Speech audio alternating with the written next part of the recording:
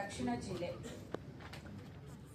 ಕನ್ನಡ ವರದಿಗಾಗಿ ನಾವು 4 ಜನ ಸಿದ್ಧರಿದ್ವಿ. ಯಾರಿಗೂ ಬೇಸರ ಆಗೋದು ಬೇಡ ಅಂತ 4 ಜನರು ಸೇರಿ ಒಂದು ಸುದ್ದಿ ಮಾಧ್ಯಮದ ಶೈಲಿಯಲ್ಲಿ ನಿನ್ನೆಯ ದಿನದ ವರದಿಯನ್ನ ನಾವಿಂದು ಪ್ರಸಾರಗೊಳಿಸಲಿದ್ದೇವೆ. ಇದೀಗ ನಿನ್ನೆಯ ದಿನದ ಕನ್ನಡ ತರಬೇತಿಯ ವಿಶೇಷ ವರದಿ ನಿಮ್ಮ ಮುಂದೆ. ಹಾಯ್, ಹಲೋ, ನಮಸ್ತೆ, ಗುಡ್ ಮಾರ್ನಿಂಗ್. ನೀವು ನೋಡ್ತಾ ಇದ್ದೀರಾ ವಿಶೇಷ ಕಾರ್ಯಕ್ರಮ M-Tip7 ಇಂದ ಹೆವೆನ್ ಕಾರ್ಯಕ್ರಮಕ್ಕೆ ಆತ್ಮೀಯವಾದ ಸ್ವಾಗತ. ನಾನು ನಿಮ್ಮ ಪಟಾಕಿ ಪವಿತ್ರ. ಬೆಂಗಳೂರು ವಿಶ್ವವಿದ್ಯಾನಿಲಯದ ಹಸಿರು ಕಾನನದ ಮಧ್ಯದಲ್ಲಿ ಕೂಗಿ ನರ್ತಿಸುತ್ತಿದ್ದ ನವಿಲುಗಳೀಗ ಆಶ್ಚರ್ಯಗೊಂಡಿವೆ. ಸದಾ ನಿಶ್ಶಬ್ದತೆಯಿಂದ ಕೂಡಿದ್ದ RIES ನಲ್ಲಿ ಇದೀಗ ಗದ್ದಲವು ಕೇಳಿ ಬರುತ್ತಿದೆ. ಹಕ್ಕಿಗಳು ಚಿಲಿಪಿಲಿಯ ಕಲರವವನ್ನ ಗುಟ್ಟುತ್ತಿದ್ದಾವೆ.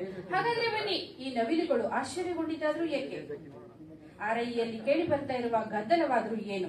ಹಕ್ಕಿಗಳಂತೆ ಚಿಲಿಪಿಲಿ ಗುಟ್ಟುತ್ತಿರುವುದಾದ್ರೂ ಯಾರು? ಬನ್ನಿ, ಈ ಬಗ್ಗೆ ಹೆಚ್ಚಿನ ಮಾಹಿತಿಯನ್ನ ಕೊಡ್ತಾ ಇದ್ದೀನಿ. ನೀವು ನೋಡ್ತಾ ಇದ್ದೀರಾ ವಿಶೇಷ ಕಾರ್ಯಕ್ರಮ M-Tip7 ಇಂದ ಹೆವೆನ್ ಕಾರ್ಯಕ್ರಮಕ್ಕೆ ಆತ್ಮೀಯವಾದ ಸ್ವಾಗತ. ನಾನು ನಿಮ್ಮ ಪ್ರೀತಿಯ ಪಟಾಕಿ ಪವಿತ್ರ. RIES ನಲ್ಲಿ ಪ್ರತಿ ವರ್ಷವೂ ವಿಶೇಷ ತರಬೇತಿಗಳನ್ನ ನಡೆಸಲಾಗ್ತಿದ್ದು, ಈ ಬಾರಿಯ M-Tip ತರಬೇತಿಯು ಅತ್ಯಂತ ವಿಶಿಷ್ಟತೆಯಿಂದ ಕೂಡಿದೆ. ಯಾಕೆ ಗೊತ್ತಾ? ಈ ಬಾರಿಯ ತರಬೇತಿಗೆ ರಾಜ್ಯದ ವಿವಿಧ ಜಿಲ್ಲೆಗಳಿಂದ ವಿಶಿಷ್ಟ ಕೌಶಲ್ಯವುಳ್ಳ, ವಿಶಿಷ್ಟ ಪ್ರತಿಭೆಯುಳ್ಳ MRPಯ ಶಿಕ್ಷಕ ರತ್ನಗಳು ಈ ಬಾರಿಯ M-Tip7 ನ MRPಗಳಾಗಿ ಆಗಮಿಸಿದ್ದಾರೆ. ಅವರ ಜ್ಞಾನದ ಗದ್ದಲವು RIES ನಲ್ಲಿ ಕೇಳಿ ಬರ್ತಾ ಇದೆ. ಕನ್ನಡ ವಿಷಯ ಶಿಕ್ಷಕರು ನೃತ್ಯವನ್ನ ನವಿಲಿಗಿಂತ ಚೆನ್ನಾಗಿ ಮಾಡುತ್ತಿರುವುದರಿಂದ ಕಾನನದ ಮಧ್ಯದಲ್ಲಿನ ನವಿಲುಗಳು ಬೇರಿಸುವಂತಾಗಿದೆ.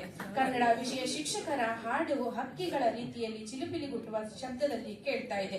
ಬನ್ನಿ, ಈ ಬಗ್ಗೆ ಹೆಚ್ಚಿನ ಮಾಹಿತಿಯನ್ನು ಕೊಡೋದಕ್ಕೆ ನಮ್ಮ RIನಿಂದ ನಮ್ಮ ನೇರ ವರದಿಗಾರರಾಗಿರ್ತಕ್ಕಂಥ ಶ್ರೀಮತಿ ಕೃಪಾ ಯಾದವ್ ಅವರು ನಮ್ಮ ಜೊತೆ ಸಂಪರ್ಕದಲ್ಲಿದ್ದಾರೆ.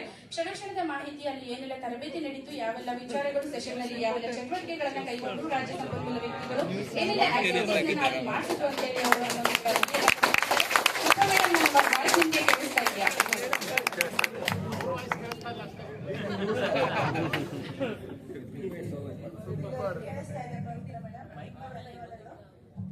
ಮೊದಲಿಗೆ ನನ್ನ ಪರಿಚಯ ಮಾಡ್ಕೊಳ್ತೀನಿ. ನನ್ನ ಹೆಸರು ಕೃಪಾ ಯಾದವ್, GPT ಕನ್ನಡ, ಬೆಂಗಳೂರು ನಾರ್ತ್ 4 ಇಂದ. ಮೊದಲಿಗೆ ನಾವಿಲ್ಲಿ ಕಾಮನ್ ಸೆಷನ್ ಅಂದ್ರೆ ರಿಫ್ಲೆಕ್ಷನ್ ಸೆಷನ್ ಮುಗಿಸ್ಕೊಂಡು ನಾವು ನಮ್ಮ ಕೋಣೆಗಳಿಗೆ ಹೋಗೋ ಅಷ್ಟು ಹೊತ್ತಿಗೆ ಒಂದು 10:30 ಆಗಿರ್ಬೋದು ಅನ್ಕೋತೀನಿ. ಅಷ್ಟೊತ್ತಿಗೆ ರೂಪಾ ಮೇಡಮ್ ಅವರು ತರಗತಿಗೆ ಬಂದ್ರು. ಅಷ್ಟೊತ್ತಿಗೆ ಮೊದಲಿಗೆ ಅವರು ಒಂದು ಆಕ್ಟಿವಿಟಿ ಮಾಡಿಸಿದ್ರು. ಎಲ್ಲರೂ ಶಿಬಿರಾರ್ಥಿಗಳ ಗಮನವನ್ನ ಸೆಳೆಯೋದಕ್ಕೋಸ್ಕರ ಅವರು ಪ್ರತಿ ಸತಿನೂ ನಾನೇ ಏನೋ ಒಂದು ಹೇಳ್ಕೊಡೋದು, ನೀವು ಅದರಲ್ಲಿ ಪಾತ್ರ ವಹಿಸೋದು, ನೀವು ಅದನ್ನ ಮತ್ತೆ ರಿಪೀಟ್ ಮಾಡೋದು ಚೆನ್ನಾಗಿರಲ್ಲ ಅನ್ಸುತ್ತೆ. ಈ ಸತಿ ನೀವೇ ಯಾರಾದ್ರೂ ಏನಾದ್ರೂ ಹಾಡು ಹೇಳ್ಕೊಡಿ, ಇಲ್ಲಾಂದ್ರೆ ಅಭಿನಯ ಗೀತೆ ಏನಾದ್ರೂ ಹೇಳ್ಕೊಡೋದಾದ್ರೆ ಹೇಳ್ಕೊಡಿ ಅಂತ ಇವರು ಶಿಬಿರಾರ್ಥಿಗಳನ್ನ ಕೇಳಿದ್ರು. ಆಗ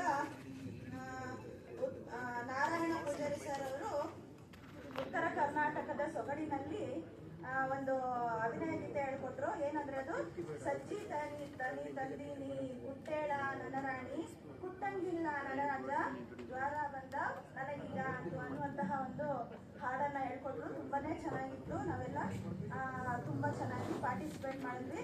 ಮತ್ತೆ ಅವರು ಇದ್ರ ಮೂಲಕ, ಈ ಹಾಡಿನ ಮೂಲಕ ಎಲ್ಲ ಶಿಬಿರಾರ್ಥಿಗಳ ಗಮನವನ್ನು ಅವ್ರ ಕಡೆ ಸೆಳ್ಕೊಂಡ್ರು. ನಂತರ ನಮ್ಮ RP ಆದಂತಹ ರೂಪಾ ಮೇಡಮ್ ಅವರು